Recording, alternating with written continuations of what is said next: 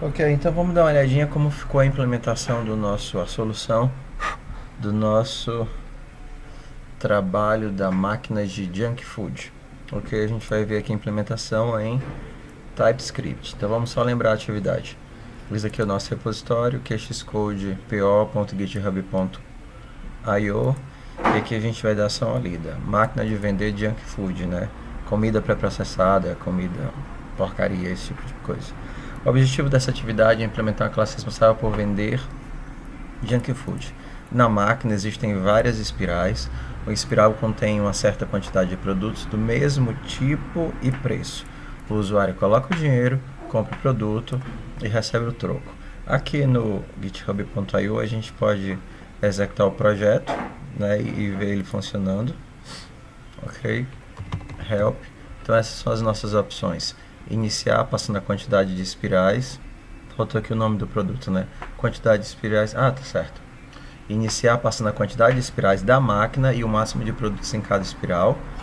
Inserir o dinheiro passando o valor que eu quero inserir, pedir o troco, mostrar o estado da máquina, mostrar o saldo do cliente, tentar comprar de uma determinada espiral e alterar, faltando o nome aqui, e alterar o índice, a quantidade e o preço de uma espiral.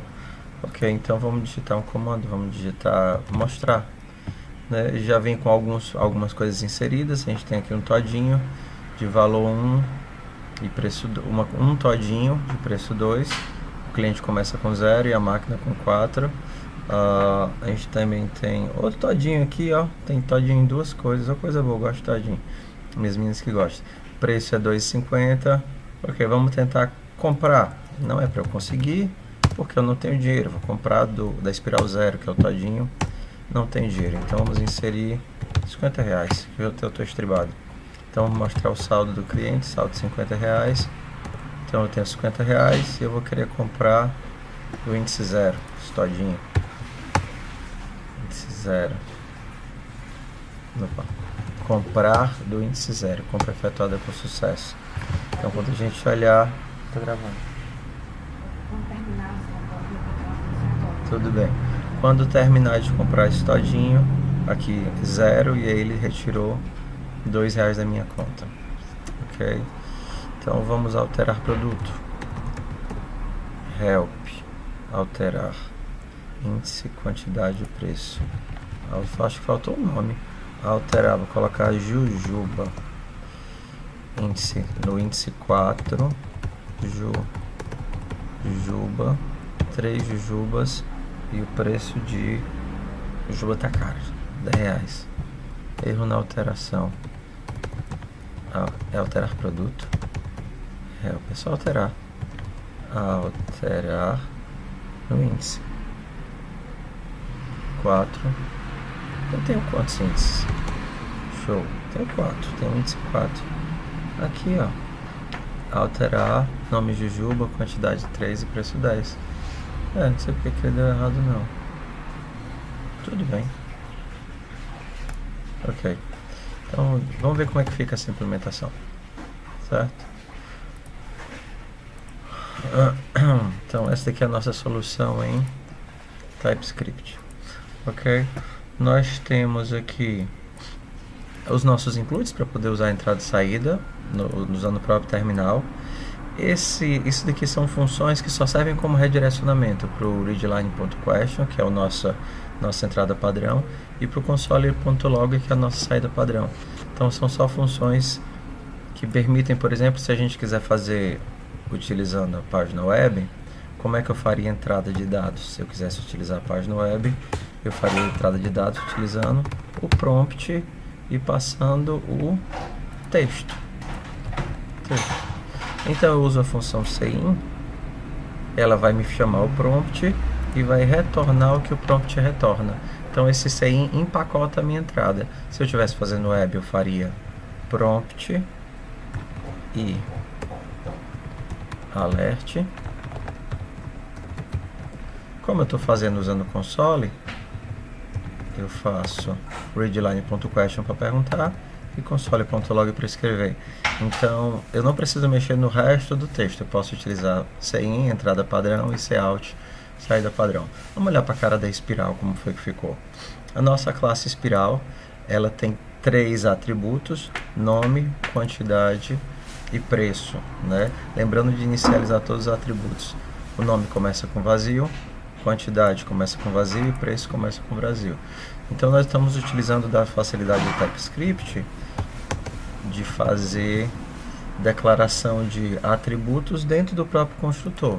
Se não, eu teria que fazer esse, por exemplo, preço é um número. Preço é um número. O atributo preço, que é um número, receberia o preço e faria a atribuição aqui dentro. Desse ponto preço recebe preço.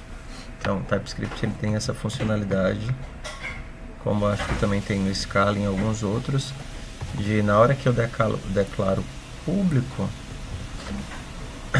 na hora que eu crio um construtor e digo que esse atributo coloco como nele público, significa que ele vai ser um dos atributos da classe. Então você viu que eu vou ter nome, quantidade e preço como atributos de espiral. Eu prefiro essa construção assim, acho mais bonitinho. Ok? Então vamos lá.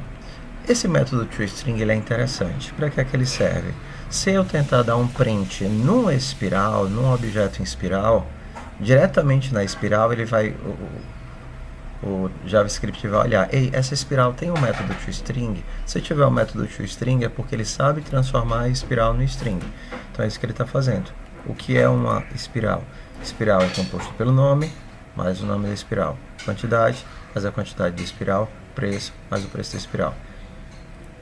Então eu pego tudo isso daqui, disso daqui é gerado um string, e ele retorna essa string toda vez que eu precisar do toString do espiral. Ok? O que é que a nossa máquina tem? Nossa máquina tem o saldo, o lucro, a quantidade de espirais. Lembre que espirais é um vetor de espirais e um máximo de produtos em cada espiral. Ok? O nosso construtor eu estou passando o número de espirais que eu quero construir e o máximo de produtos em cada espiral. Eu tenho que inicializar todos esses atributos. Em TypeScript, o atributo que eu não inicializar vai ficar como undefined e a gente não quer isso por enquanto. Então, inicializo o saldo com 0, o lucro com 0, a quantidade de espirais com o vetor vazio e o máximo de produtos com o valor da variável. Para que serve esse número de espirais aqui? O meu vetor de espirais começa vazio. Só que eu tenho as espirais. Eu tenho quantas espirais? Correspondente a n espirais. Então o que é que eu vou fazer? Vou inicializar n espirais sem nenhum produto. Então, faço isso daqui, ó. Para n espirais, eu vou inserir várias espirais vazias, porque não tem nenhum produto, dentro do nosso vetor de espirais. Faço isso utilizando push, que é o método da lista. Feito isso, terminou o construtor construiu a nossa máquina. Então, o que é que o inserir dinheiro faz? Pega um valor e adiciona no saldo do cliente. O que é que o get saldo faz? Aqui, como o saldo é público, né, todas as variáveis estão acessíveis, a gente não está utilizando controle de acesso ainda, eu nem precisaria desse get saldo, poderia acessar até o saldo diretamente, mas no dia que eu transformar isso daqui em privado, ou seja, restringir o acesso, eu posso retornar o saldo através dessa função. O que é que pedir troco faz? Pedir troco retorna o troco do usuário zerando a conta do cliente. Então, nosso troco, eu guardo o valor do saldo na variável troco, zero o saldo do cliente e retorno o troco. Se alterar espirais é interessante. Para alterar uma espiral, eu preciso saber quem é a espiral que está sendo alterada, qual o novo nome do produto que está lá, qual a nova quantidade de produtos que está lá e qual o preço dos produtos que está lá. Eu digo se deu certo ou deu errado. Se a pessoa tentar acessar uma espiral que não existe, ou seja, um índice que não vale, menor do que 0, maior ou igual ao tamanho, então eu digo que não consegui alterar. Se ele tentar colocar uma quantidade maior de produtos do que a quantidade que cabe na máquina que eu salvei nesse atributo, então eu também não aceito. Se ele está colocando o índice certo e a quantidade de produto certo, então a espiral desse índice que ele quer alterar, eu vou alterar para esses novos valores. Então eu crio uma nova espiral passando nome, quantidade e preço do que ele está pedindo. E ficou faltando um detalhe aqui, o retorno booleano, né? Então aqui eu tenho que retornar falso também, e aqui eu tenho que retornar true. Por isso que deu aquele errinho que a gente viu na tela naquela hora. Então, como é que o cliente compra? O cliente decide qual o índice que ele quer comprar. Então a gente vai. Se o índice for inválido, mesma lógica do outro, então ele não consegue comprar. Se o saldo dele é menor do que o preço do produto, então também não consegue comprar. Se a quantidade de espirais nesse índice é 0, também não consegue comprar. Dado que ele passou nos três requisitos, ele tem dinheiro, o índice é válido e a quantidade existe, é mais de um, então ele compra. O que é o processo de comprar? O saldo dele diminui do preço, o lucro da máquina aumenta do preço e a quantidade de produtos nessa espiral diminui de 1, e eu digo que deu certo. Da mesma forma que nossa espiral tinha um método toString para eu poder transformar uma espiral em texto, para eu poder descobrir o que tem nela, né, printá-la, eu também coloquei aqui um método da máquina para transformar em string. O ideal é que todas as classes que você fizer, você tenha um método toString para essa classe. Então, como é que eu converto uma espiral para string? Então, eu vou criar aqui uma string. No caso, eu crio ela vazia. E eu começo a adicionar informações nessa string. O saldo do meu cliente, eu mostro o saldo.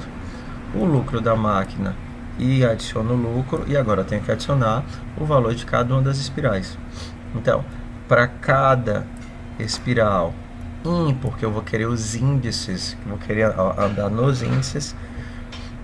Para cada índice em espirais, aí eu vou mostrar o índice, ok? E mandar imprimir a espiral. Olha que interessante. Des.espirais nesse índice. Uma curiosidade é que o in do TypeScript faz com que esse elemento retorne string.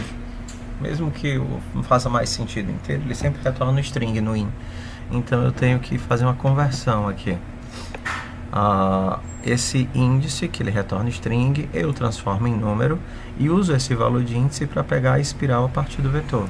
Pegando a espiral a partir do vetor, ele chama o método toString automaticamente. Eu não preciso dizer que eu quero espiral.toString. Porque existe essa sobrecarga no TypeScript, no Java, em várias linguagens, que quando a classe tem o toString e eu quero imprimir a classe, ele chama o toString dela. Então isso daqui vai retornar a string que corresponde a essa espiral. Faço o laço para empacotar todas as espirais e retorno essa informação. Então vamos inicializar a nossa máquina e fazer o processo de interação com o usuário. Com vocês em sala nós fizemos um método inicializar e um método command line, né, interagir com o usuário. A estrutura aqui é bem parecida. A gente, ao invés de ter dois métodos passando os parâmetros, aqui a gente tem uma classe que tem uma máquina, porque no caso nosso parâmetro é a máquina. O construtor constrói a máquina, ou seja, inicializa a máquina, e o console opera sobre a máquina, ok? Então a nossa classe de controle, ela controla uma máquina, ok? Quando eu construo a minha classe de controle, né, na verdade eu estou construindo a máquina. Estou criando alguns valores aqui. A nossa máquina é uma máquina com 5 espirais e cada espiral pode ter 5 produtos. E eu estou colocando algumas coisas dentro dela. Alterar a espiral 0 para todinho, 1 para biscoito, 2 para... Quero botar uva desidratada. Uva desidratada, 3 uvinhas. E aqui no 3 eu tenho picolé. O 4 eu não vou colocar nada. Na hora que eu construí a máquina, ele iniciou 4 com uma espiral vazia, ok? Vou inserir R$4 na máquina, ok? E o cliente já vai começar com R$4. Ia comprar 2 produtos, mas vou comprar mais não. Aqui é o nosso método de interação com o usuário. ok? Interação com o usuário. Aqui nós já fizemos isso várias vezes. Essa daqui é a entrada do usuário, user string, ok? E aí eu vou fazer, enquanto a entrada do usuário 0 for diferente de fim, eu leio, né? Lembrando que o CI, na verdade, ele só empacota o meu readline.question. Leio os dados do usuário. Isso daqui é importante no TypeScript, sem isso ele não quebra, diferente do Python, que isso daqui é o valor default. Aqui eu tenho que passar que eu estou usando o espaço como separador, e aqui eu tenho as opções. Índice, faltou aqui o nome, né? Nome, quantidade e preço. Índice, nome, quantidade e preço. Então, iniciar. Vocês veem que eu estou empacotando tudo numa única função. Então vamos só separar aqui o que é do usuário e o que não é do usuário. Então esse daqui não é do usuário, é como se fosse uma função administrativa, tá certo? Só para a gente poder enxergar, ficar mais bonitinho.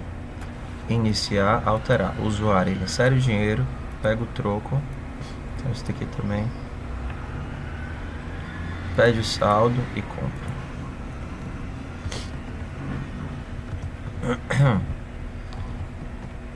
Ok. Lembrando de colocar barra N no final para poder ir quebrando a linha. Ok. Insere o dinheiro, pede o troco, mostra o que tem para comprar, pede o saldo e compra. Ok. Tudo bem. Se o usuário digitou alterar, então o primeiro valor é o índice, segundo valor é o nome, terceiro valor é a quantidade, e o último valor é o preço. Então se o usuário digitou alterar, então é porque eu quero chamar o método de alterar espiral. Então quais são os parâmetros que ele recebe? No caso, os parâmetros na ordem que nós definimos. Índice, ok? Índice é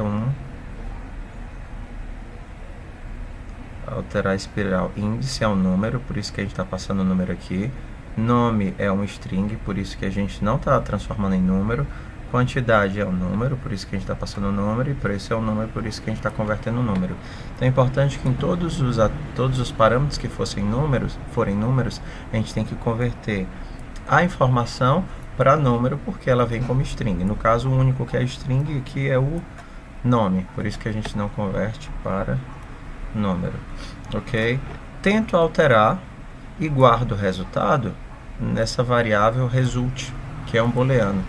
Aí eu testo. Se o resultado deu certo, eu imprimo que o produto foi alterado. Se deu errado, eu digo que foi erro na alteração. Naquele caso, como o nosso return estava...